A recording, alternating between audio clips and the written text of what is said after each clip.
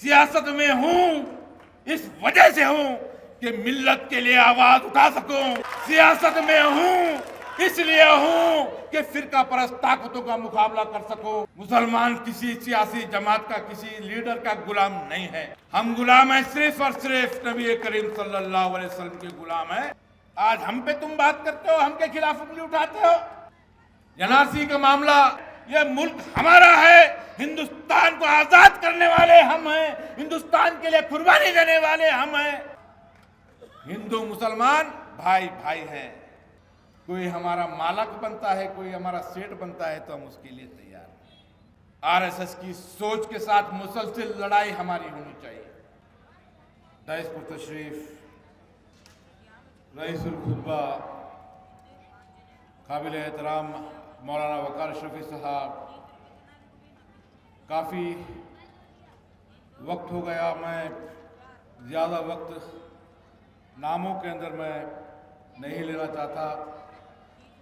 JDS के ज़िले के सदर सुरेश माघोंकर साहब, जनता दल सेकुलर के corporators, defeated corporators, senior leaders, senior सहाफ़ी अजीजुल्लाह सरमद साहब, इम्तियाज सिद्दीकी साहब, बुजुर्गों, नौजवान साथियों, पर्दा नशीं मेरी माँ और बहनों, अस्सलाम वालेकुम रहमतुल्लाहि व बरकातहू। आदाब, नमस्ते। पंचरत्न यात्रा कुमार स्वामी साहब मुसलसिल 45 दिनों से ये प्रोग्राम चल रहा है और उसी ज़िमन में बीदर ज़िले में बहुत ही शानदार तरीके से बंडापन्ना काशमपुर साहब के कॉन्स्टिट्यूंसी से ये यात्रा शुरू हुई और जब बीदर के फाइनल तालुका बसवा कल्याण को वहाँ पर पहुँची तो वहाँ पहुँचने के बाद कुमार अन्ना ने और बंडापन्ना ने मुझे कहा कि आप गुलबर्गा नॉर्थ में एक प्रोग्राम कीजिए। तो ये 4 दिन पहले वहाँ से हम गुलबर्गा आकर के हमारे पार्टी के जिम्मेदारों से बात की, दोस्तों से बात की, साथियों से बात की और इन 4 दिनों में दिन रात मेरे भाइयों ने, मेरे साथियों ने मुसलसिल तौर पर दिन रात काम करके इस रैली को ऑर्गेनाइज किया। आज की ये रैली गुलबर्गा शहर की एक तारीखी रैली है, कोई इसमें शक शुबा नहीं है। तकरीबन 2 किलोमीटर से ज़ायद और 1-1.5 घंटे का इंतजार करते हुए, कुमार अन्ना का इंतजार 1.5 घंटा, 2 व्हीलर्स लगा करके, ऑटोज लगा करके, बैंड बाजे के साथ हमारी माएँ और बहनें वहां तक पहुंच गई, चल के वहां से आई। तो 4 दिनों में जिस मोहब्बत खुलूस के साथ आपने आपके इस भाई को साथ देने के अज़म लेकर के आप आगे बढ़े हैं, मैं सबसे पहले तो आप तमाम लोगों का दिल की अमीख कह रहे हैं उनसे शुक्रगुजार हूँ, शुक्रिया अदा करना चाहता हूँ।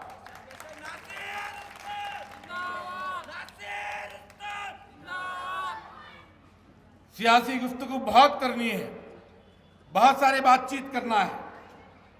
कुमार अन्ना, चूंकि मैंने सोशल मीडिया के जरिए पहले ही कह दिया था कि 7 बजे 1 मिनट भी ज्यादा नहीं रुक सकते, मगर 1-2 मिनट ज्यादा रुक गए। उसके बावजूद कुमार अन्ना ने उनके करीबी जो दोस्त हैं उन्होंने कहा कि बंडापन्ना आप रुक जाइए, आप मुस्लिम एरिया के अंदर आपकी तकरीर भी चलने वाली है तो यहाँ पर रुक करके आप जाइए। तो यहाँ पर मैं आपसे ज़्यादा वक्त लेने, सियासी हालात पर गुफ्तगू करने के लिए नहीं खड़ा हुआ हूँ। सैयद मदर एडवोकेट साहब ने बहुत सारे इश्यूज के ताल्लुक से आपके बीच में बात रखी है। मौलाना वकार अशरफी साहब शहर के हालात पर, कांग्रेस के कायदीन की कारकर्दगियों के ऊपर क्या क्या मामला आए हैं, यहां पर मैं समझता हूं कि हम लोग जो डाइस पर बैठे हैं उनसे शायद आपको मालूम है, क्योंकि आप सिंपैथी के नाम पर वोट डालने का खामियाजा सबसे ज्यादा अगर किसी ने भुगता है तो वो आप लोगों ने भुगता है। अड़ंत के मामले में गुलबर्गा शहर के जिले के तारीख में पहली बार हमारी 10 खवातीन माएं और बहनें जेल के सलाखों के पीछे चली गई। एनआरसी का मामला जिसका जिक्र कुमारस्वामी साहब ने कहा, गुलबर्गा वो मरकज था जहां पर जिस दिन राज्यसभा में बिल पास हो रहा था, आपका ये भाई बाकर फंक्शन हॉल में तमाम जमात के लोगों को मीटिंग बुलाकर वहां पे मैंने एहतजाज शुरू की, और जिसका जिक्र दिल्ली में कांग्रेस के लीडर्स गुलाम नबी आजाद साहब जैसे लीग कायदीन उसको जो है जिक्र करके वहां पे प्रेस मीट करते हैं, गुलबर्गा बंद करते हैं, मुख्तलिफ खवातीन का जो है एहतजाज होता है, जन आंदोलन होता है, गुलबर्गा बंद किया जाता है, हमें गिरफ्तार किया जाता है, मगर अफसोस हमारे जो नुमाइंदे हैं, हमारे जो एमएलए हैं, असेंबली के अंदर एक लफ्ज उसके ताल्लुक से बात नहीं करते। कोविड के अंदर हम और हमारे साथी जो सोशल एक्टिविस्ट हैं, चाहे वो वहाज बाबा हैं, असगर चुलबुल हैं, जो लोग भी हैं, कोविड के लॉकडाउन में रमजान का मुबारक महीना आता, उस रमजान के मुबारक महीने में हम जाकर के सुपरिंटेंडेंट ऑफ पुलिस से, कमिश्नर से बात करके ये कहते हैं कि रमजान का ये मुबारक महीना हमारे मुसलमान रात में सहर करते हैं, दिन भर भूखे रहते हैं, रोजा रहते हैं अल्लाह के लिए, उनको इफ्तार के लिए 2 घंटे की छूट दी जाए, 1 घंटे की छूट दी जाए। 2 घंटे की छूट देती है हुकूमत, और उसी 2 घंटे के अंदर तकरीबन 7,000 टू व्हीलर्स, 7,000 टू व्हीलर्स जहां पर इफ्तार बेचा खरीदा जाता है, वहां पर पुलिस का महकमा वॉलंटियर्स के नाम पर हमारे नौजवानों को पकड़ करके फाइन डालने का काम जो है ये डिपार्टमेंट कर रही थी। आपने उसको भुगता है, आपने मार खाया है। रेमडेसिविर इंजेक्शन के लिए हाहाकार मच रहा है, किसी के वालिद अस्पताल में है, किसी की मां अस्पताल में है, आपको रेमडेसिविर का इंजेक्शन नहीं मिलता। एमएलए साहिबा बेंगलुरु में बैठी हुई हैं, कौन है आपका पुरसाने हाल उलमा इकराम जो हमारे अंबिया के वारिस जिनको हम समझते हैं, उनको पुलिस बदतमीजी से सलूक करती है, उनको मारती है। यहां पर जिक्र हुआ एमएलए के भतीजे को मारा जाता है। मैं आपसे पूछता हूं, वो मार खाते हैं, मार खाने दीजिए, हमें कोई उनसे हमदर्दी नहीं है, हमारी जिम्मेदारी भी नहीं है, मेरी जिम्मेदारी भी नहीं है मैं उनकी हमदर्दी करूं, मगर मैं सियासत में 25 साल से हूं। मेरे मरहूम वालिद उस्ताद सादत हुसैन साहब, जिन्होंने गुलबर्गा के इस इलेक्शन के अंदर 1978 में उन्होंने कंटेस्ट किया था, 1978 में कंटेस्ट 350 वोट से उनकी शिकस्त हुई, 350 वोट से वो हारे। जब से लेकर अब तक मुसलसिल मेरे वालिद बुजुर्गवार अल्लाह उनको मगफिरत करे, मुसलसिल तौर पर अवाम की खिदमत करने के लिए वो आए हैं। चाहे वो 1972 के फसादात हो, चाहे वो बाबरी मस्जिद के शहादत के बाद के फसादात हो, चाहे वो सिमी के अंदर बेगुनाह नौजवानों को जेल में डालने का मामला रहा, मुसलसिल तौर पर वो आवाम के लिए, मिल्लत को जब भी तकलीफ है वो अपने आप को पेश करते रहे। मैं उनका जिक्र इसलिए कर रहा हूं कि मुझे मेरे वालिद ने वही सीख देकर चले गए, वही सीख देकर चले गए हैं। मुझे कोई डायरेक्शन लेने की जरूरत नहीं है। यहां जो अवाम बैठी है, आप हमारे हाई कमांड है, आप मेरे लिए हाई कमांड है। ना सिर्फ मेरे लिए बल्कि यहाँ पर बंडा पन्ना काशमपुर बैठे हुए हैं, इनके हाई कमांड कौन है? अवाम हाई कमांड है।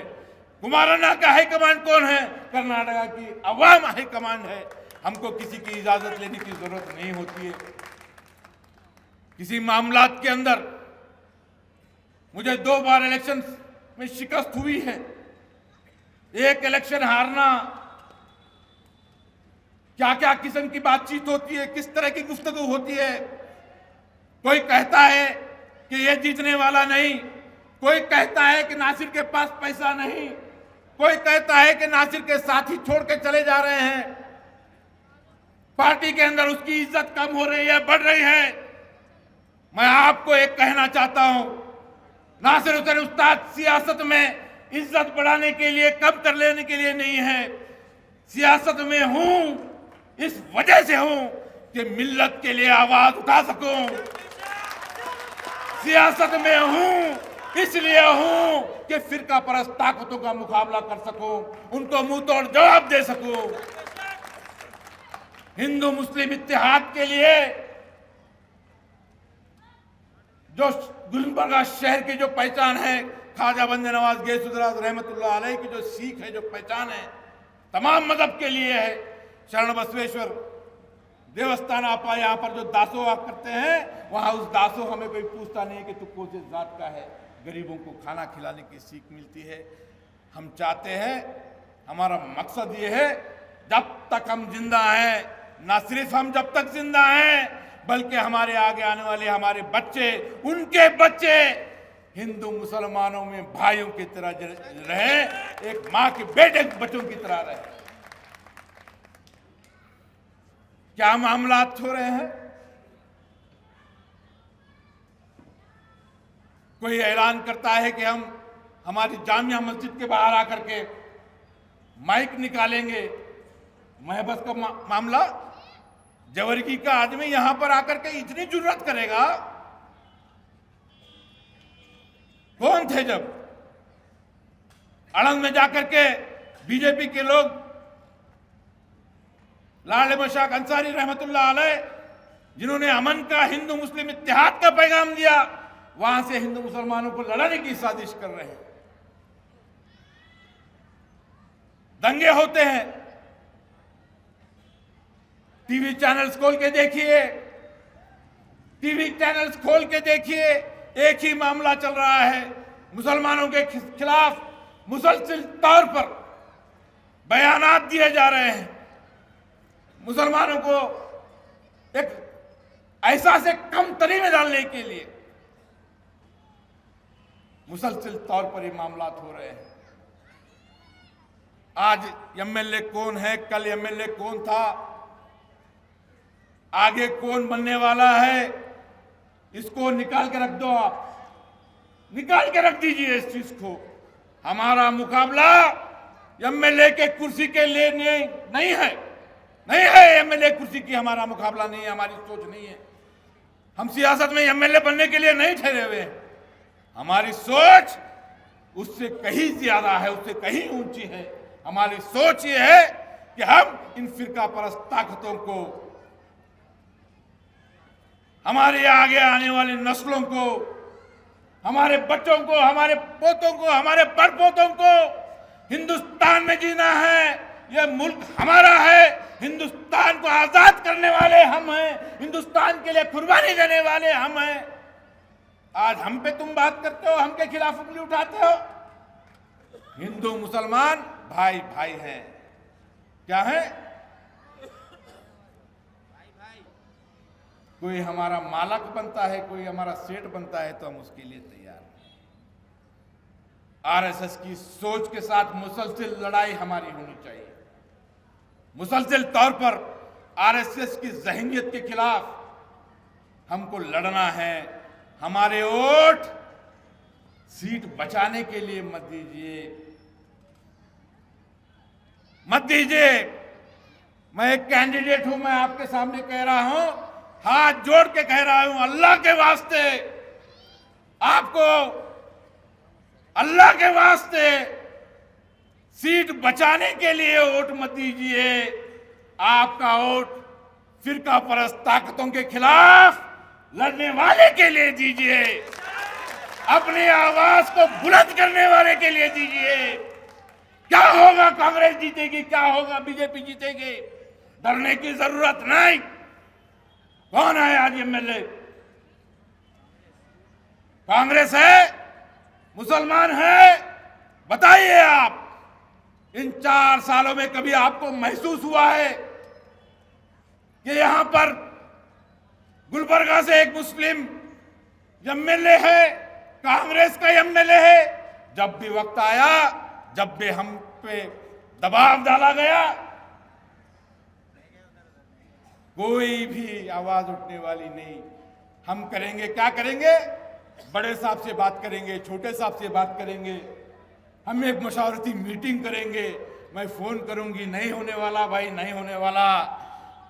आपके दिल में मोहब्बत है, रखिए किसी लीडर के साथ, रखिए। इस जमहूरी निजाम में अपनी वोट की अहमियत को समझिए, अपनी वोट की अहमियत को समझिए।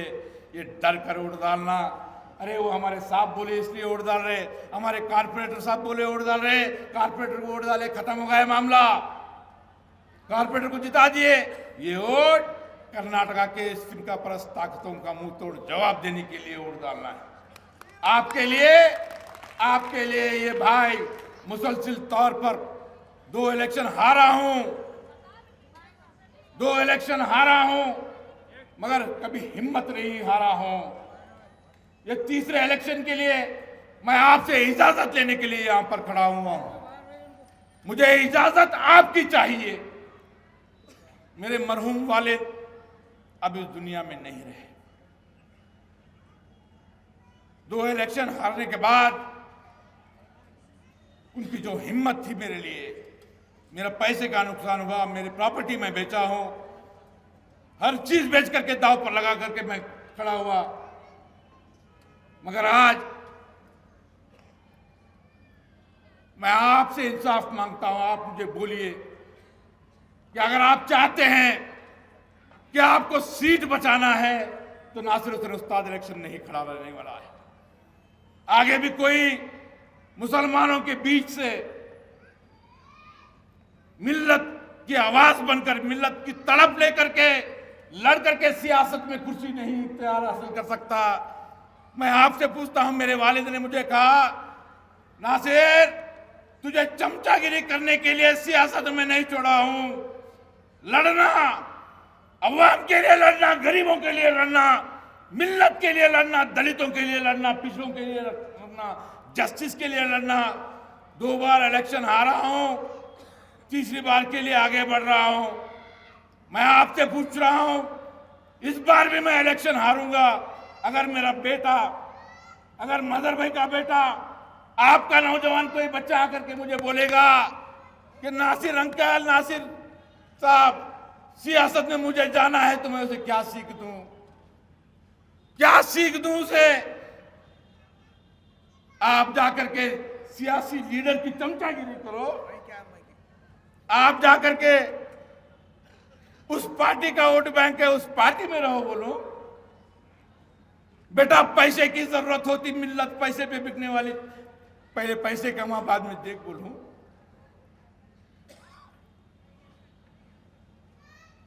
मुझे जवाब दीजिए आप। 2 बार हारा हूं, तीसरी बार फिर आपके साथ में हूं। मुसलसिल 5 साल किसी इशू के अंदर, किसी मसले के अंदर आपको लगता है कि नासिर हुसैन उस्ताद की आंखों में खौफ नजर आया है, नासिर हुसैन उस्ताद के मिजाज में चमचागिरी नजर आई है, तो बोल देना, आज ऐलान करता हूं, मैं सियासत में ना मैं रहूंगा, मेरे ना आने वाले कोई बच्चे रहेंगे, ये मैं ऐलान करूंगा। सियासत चमचागिरी इक्तदार हासिल करने का नहीं है। जेजेपी से था मैं कैंडिडेट, येडियुरप्पा साहब 1 साल तक बुलाए, ಎಲ್ಲಿದ್ದೀರಿ ಜನತಾ ದಳ ಗುಲ್ಬರ್ಗ ಬಾ, ಬಿಜೆಪಿ ನಗ್ ಬಾ, ರಾಜಸ್ಥಾನದಲ್ಲಿ ಸೇರ್ತಾ ಇದ್ದಾರೆ, ಮಂಡ್ಯದಲ್ಲಿ ಸೇರ್ತಾ ಇದ್ದಾರೆ, ನಿನ್ಗೆ MLC ಮಾಡ್ತೀನಿ बोले। आपका भाई कुर्सी के लिए आजा नासिर, कहां पर है जनता दल वोट बैंक, कहां है उसका, क्यों परेशान हो रहा है? बीजेपी आजा, तेरे को मैं एमएलए बनाऊंगा, तेरे को मिनिस्टर बनाऊंगा। कमरुल इस्लाम साहब हैं, वो जीतने का तो मुश्किल जब हयात में थे, जब मैं कमजोर नहीं हुआ, जब मैं उस कुर्सी के आस में अपने सर को झुकाने का, कॉम्प्रोमाइज करने का काम नहीं किया हूं, इस उम्मीद के साथ कि हमारी मिल्लत को समझ में जब आएगा, पूरी ताकत के साथ, पूरी ईमानदारी के साथ मेरा साथ देंगे। आज वो वक्त आया है,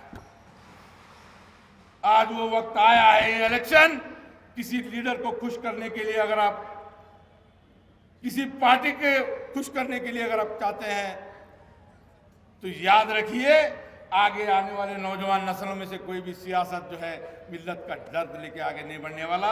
आज कुमार अन्ना ने मुझे टाइम दिया, उनका पंचरत्न प्रोग्राम अवाम के लिए है।